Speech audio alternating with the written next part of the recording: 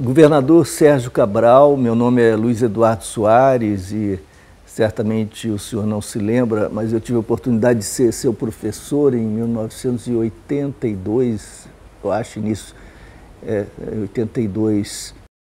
Não tenho nenhuma pretensão de lhe dar lições, quem sou eu, nenhuma pretensão de representar nada ou ninguém. Eu lhe peço que ouça, que se abra um instante para uma reflexão. Qual foi a tática que o senhor resolveu adotar? De designar como vândalos alguns grupos, alguns indivíduos que participam das manifestações e que se manifestam, às vezes, com ações violentas, quebrando vitrines, etc., isolar esses grupos, esses indivíduos, criar na sociedade uma imagem muito negativa que justifique uma repressão muito dura, depois um tratamento legal ou ilegal, mas a adoção, enfim, de medidas judiciais que tenham como consequência prisão, utilizando inclusive argumentos legais que eram próprios da ditadura, alguns vestígios, resquícios que perduram, tentando identificar essas ações como ações típicas de crime organizado, formação de quadrilha, etc. É uma forma do senhor justificar a repressão, criar na sociedade, inclusive, um clamor por repressão e, dessa maneira, aparecer como o pai que traz a ordem pública, o estadista capaz de restaurar a ordem e o equilíbrio, conectando-se pelo menos com certos setores da sociedade que seriam mais sensíveis a esse tipo de expectativa e de sentimento. As explosões de ódio são aquelas que provêm do acompanhamento do que tem acontecido na sociedade brasileira. São explosões de um ódio legítimo. Se o senhor parar para pensar como ser humano e contemplar a realidade que é a nossa, das desigualdades, apesar dos avanços, desigualdades ainda tão profundas, né? Parar para pensar nesse verdadeiro genocídio que está em curso nas favelas e a iniciativa da UPP, no contexto em que as polícias não foram transformadas, não tem sido suficiente de modo algum para alterar as relações da polícia como uma máquina de morte, de tortura, de brutalização com a sociedade. Diante disso tudo, nós dormíamos, acordávamos, como se isso tudo fosse parte da paisagem, naturalizávamos o horror, a barbárie, a selvageria, as iniquidades todas. E, de repente, as pessoas se manifestam reagindo a tudo isso e utilizando aqueles instrumentos, equipamentos, vocabulários que estão no seu repertório.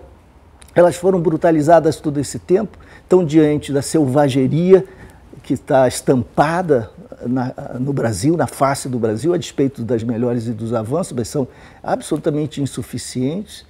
E elas, então, quebram os vidros, batem na mesa e gritam. Esse é um clamor que representa uma espécie de dor, de sofrimento. É como se fosse a parte do corpo nosso que dói, é a nossa aflição, é a nossa angústia, é aquilo que flui por aí, que se manifesta dessa maneira. É a melhor forma de traduzir politicamente a indignação? Não. Eu sou contrário à violência, eu acho que essa não é a metodologia adequada para gerar condições de transformação, ao contrário, isso leva a isolamento, isso não contribui. Mas como é que eu posso deixar de reconhecer a legitimidade, não estou falando de legalidade, a legitimidade humana e social desta demanda por transformação? Como é que eu posso deixar de reconhecer a legitimidade humana dessas vozes, né, desses gestos, desses atos? Então essa violência é parte da expressão desse repúdio, é uma reação mais do que natural. Nós não estávamos acostumados a vivê-la. Essa reação estava confinada, estava recalcada, não é? Mas estava dada como potencial pela selvageria que era a brutalidade policial cotidiana nas favelas, as iniquidades todas, a desigualdade no acesso à justiça. O senhor sabe muito bem de tudo isso, né? Nos hospitais, o problema da educação, etc. Eu tenho que colocar na sua conta tudo isso? Não, eu sei das suas dificuldades e limitações, não estou colocando em sua conta. Ocorre que, diante desse quadro todo, é preciso, me parece, com humildade, número um, reconhecer a legitimidade humana, afetiva, valorativa desse ódio que eclode. ódio que está presente também nos policiais do outro lado. Eles se sentem também humilhados, se sentem reprimidos, se sentem tratados com indignidade, se sentem aviltados, explorados até pelos salários que recebem. Esse ódio é um só. Os ódios aqui se comunicam, dos jovens na praça, na rua, quebrando as vitrines, os policiais quebrando e agindo com brutalidade, com violência, atropelando. É um ódio só que se comunica e que flui. E um ódio que dramaticamente acaba se voltando contra alvos artificiais, porque a fonte do ódio está em outro lugar. São essas iniquidades, são as injustiças todas. Esses são atores de uma guerra fratricida que não lhes diz respeito, que estão ali em nome de lutas outras, não é? E a tragédia da vida os colocou face a face, lutando entre si.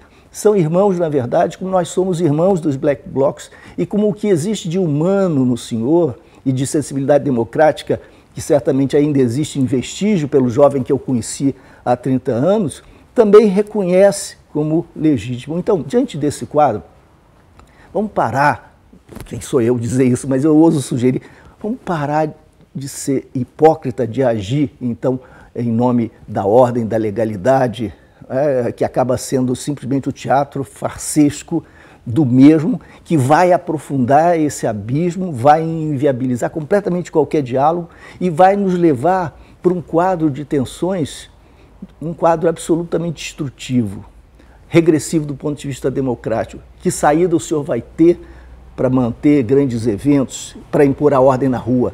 Vai ser o sangue, serão mortes, serão ações armadas, será a utilização de instrumentos da ditadura. O que existe de legítimo em sua biografia vai ser varrido do mapa, né? Vai ser drenado para o pântano.